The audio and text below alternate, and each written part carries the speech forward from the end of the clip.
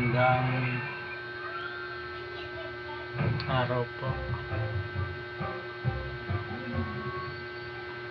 Gusto ko lang pong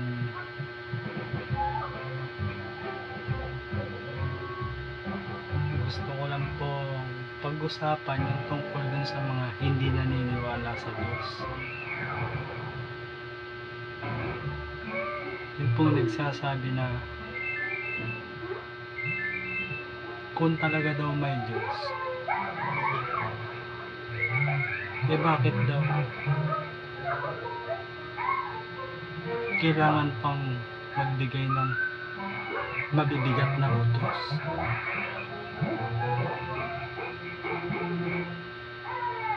Ang Diyos po kasi ang gumawa sa atin. Siya po ang ating Ama. Natural lang po na magbibigay ng utos yung Ama para sa kaibabuti po ng anak.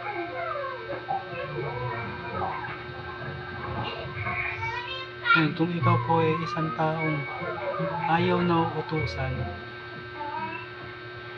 ano po kaya ang tawag sa iyo?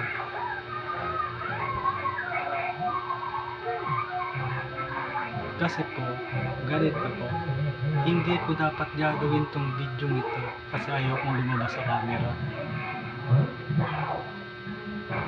Kaya lang, pag hindi ko po ito ginawa, yun pong iba na maliligtas na, naliligaw pa dahil sa ginagawa nila sa pagtuturo ng mali. Kung sa palagay naman po sana nila na tama yung ginagawa nila, sarili nila lang po sana nila. Kung wala silang Diyos, sarili nila lang po nila kaysa magligaw sila ng iba na naniniwala na. Kasi pinaghirapan po yan ng mga apostol, ng mga propeta, pinaghirapan po yan ng Panginoong Hesus, ng mga ministro,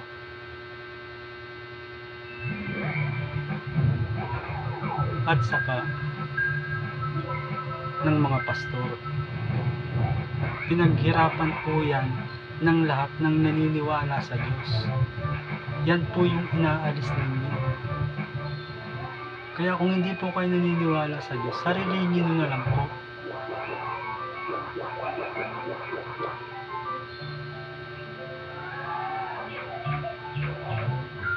Tungkol naman po sa doon sa mga pagdadalawang isip nyo, sasagutin ko po. Kasi kung talaga pong anak kayo, hindi po kayo mabibigatan sa utos ng magulang.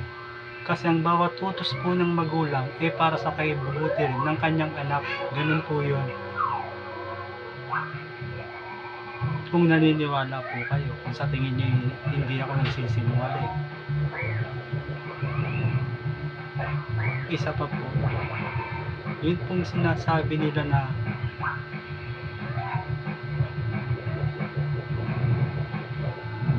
bakit kailangan pa raw na maging tao muna tayo, at hindi na lang kagad espiritu?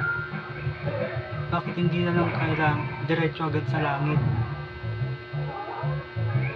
Ano daw, hindi raw patas.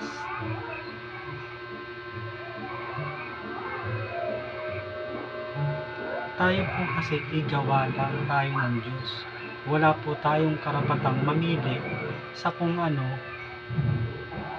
ang paraan ng pagkagawa niya sa atin o kung paano siya gagawin.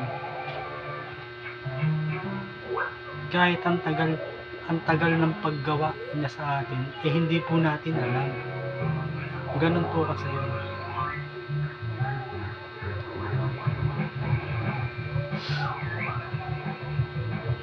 Bibigyan ko po kayo ng isang halimbawa. Ganito po. Ang una ay ang Diyos. Pangalawa niyang ginawa, mga anghel. Sunod, ang kalikasan. At sunod, ang tao.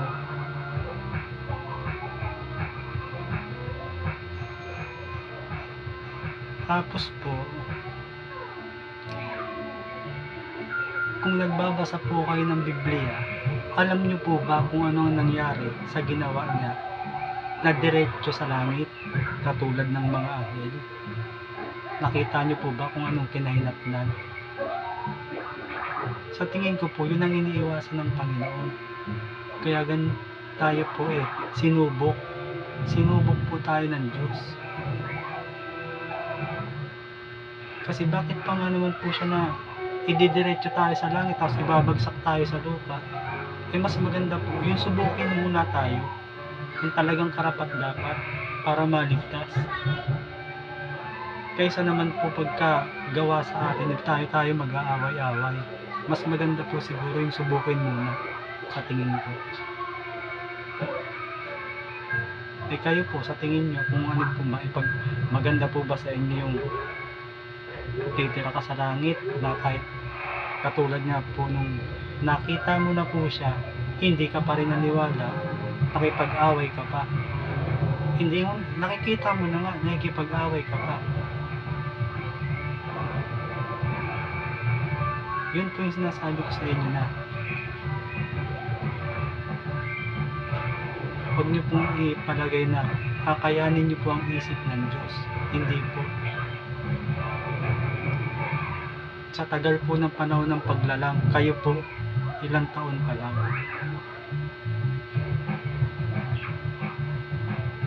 Isa pa po.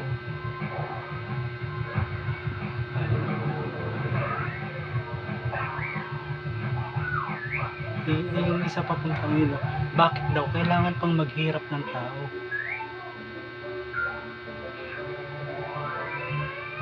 Bakit daw kailangan pang danasin pati ng mga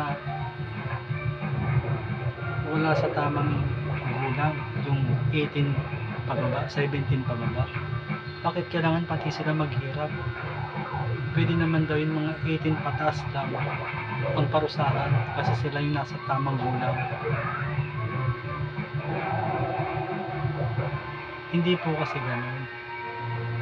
Ikaw po ba, papaluin ka po ba ng magulang mo pag 18 ka na? Natural lamang po, papaluin ka ng magulang mo habang bata ka pa. Hinuhubog ka po niya mula sa pagkabata, hindi pag matanda ka na sa kakauhubugin. Ganun po yun. Kasi pag matanda ka na po, matigas na ulo mo, paano ka huhubugin nun? Susuway ka na. Kaya, ang sinasabi ko lang po, kaya po gumawa ng video. Para po, yung mga maliligtas, wag na pong maligaw ng walang pananampalataya.